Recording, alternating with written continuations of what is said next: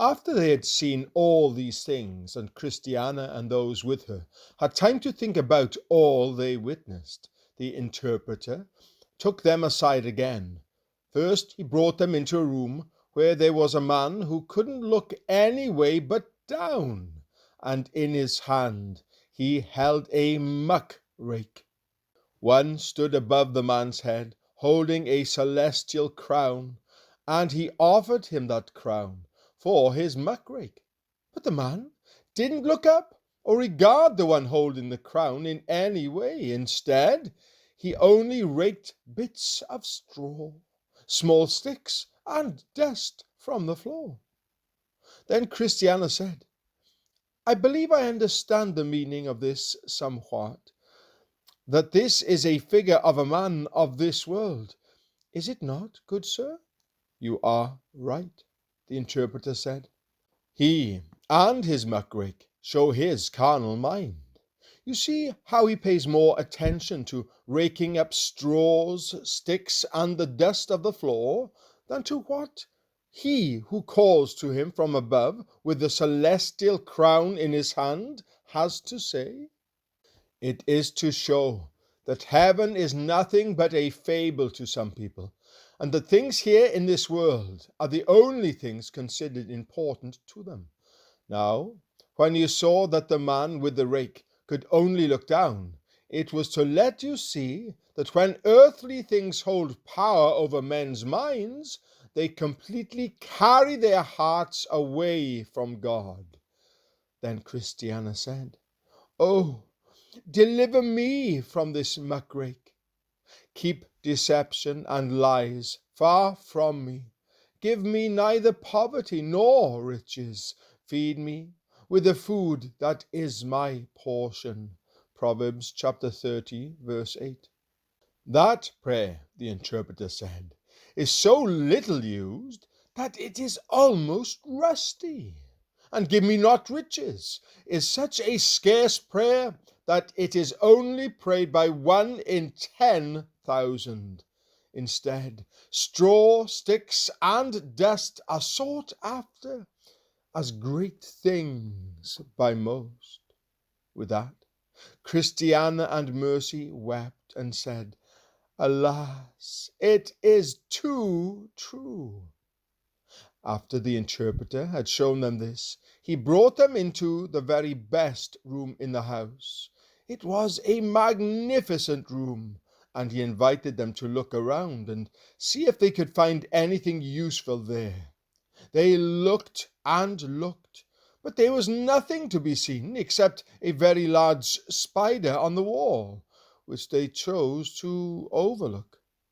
Mercy looked back at the interpreter and said, "Sir, I see nothing." But Christiana didn't say a word. The interpreter said, "Look again." So Mercy looked again and said, "There is nothing here but an ugly spider, who hangs by her hands upon the wall." The interpreter asked, "Is there only one spider in this entire spacious room?"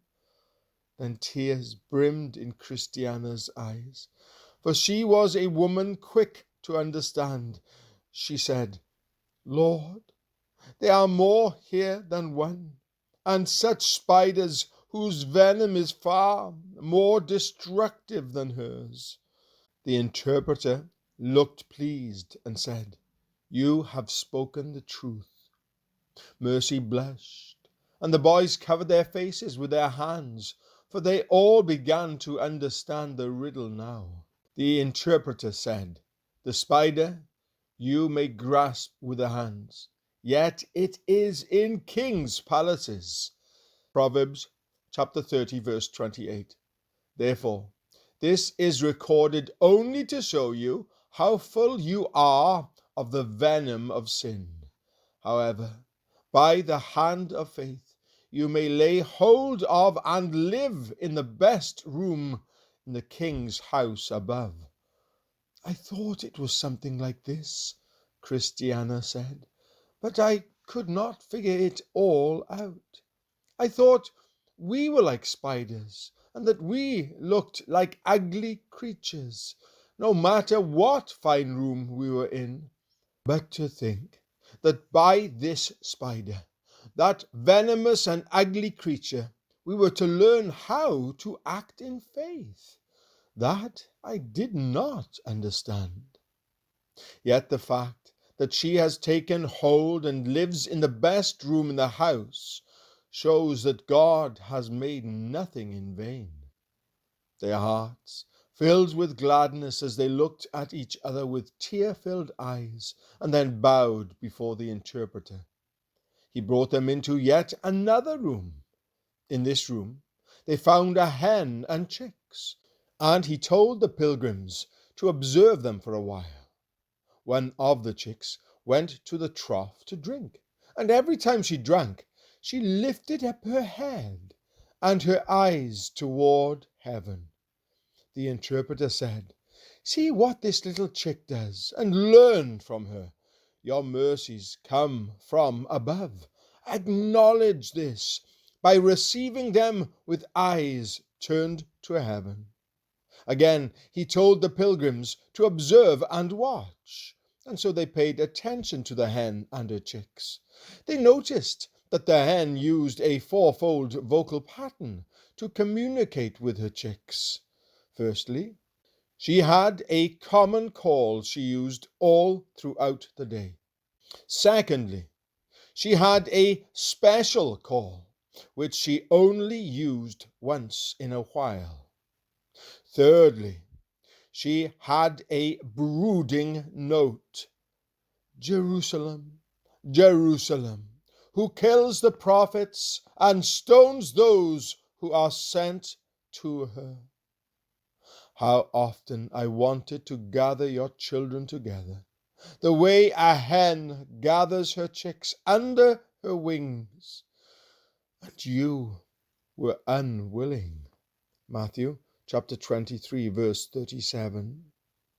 And fourthly, she had an outcry. "Now," said the interpreter, "compare this hen to your king, and these chicks to his obedient ones. For just as the chicks are answerable to the hen, the king himself has methods which he uses to call his people.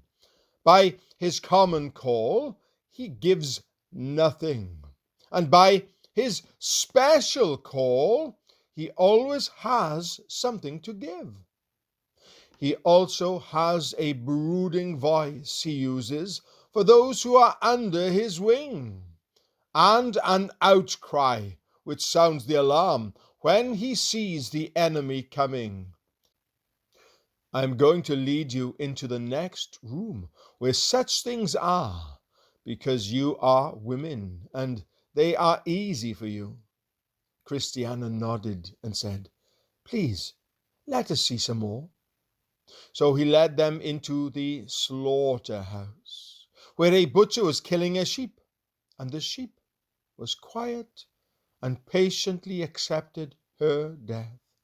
The interpreter said, "You must learn from this sheep to suffer and to put up with wrongs without murmurings and complaints. Look, how quietly she accepts her death without objection. She permits her skin to be pulled over her ears. Your king calls you his sheep." After this, he led the pilgrims into his garden amid a great variety of flowers. He said, "Do you see all these?" Christiana said, "Yes." He gestured to the colorful display and said, "These flowers are diverse in size, quality, color, smell, and strength.